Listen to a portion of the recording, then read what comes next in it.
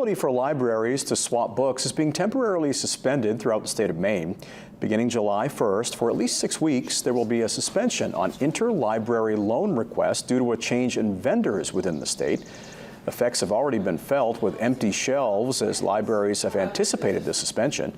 Libraries such as the Orono Public Library take pride in their ability to keep a new collection of books thanks to other nearby libraries. Despite the temporary challenges, these libraries hope to flourish throughout the summer months with a collection of concerts, gardening sessions, and special events for people of all ages.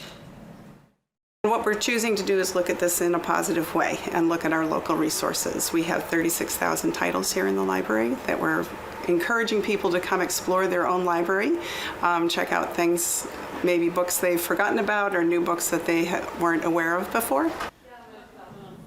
The library in Orono will begin hosting concerts in early July on Tuesday nights and will welcome local Maine author Monica Wood at the end of August.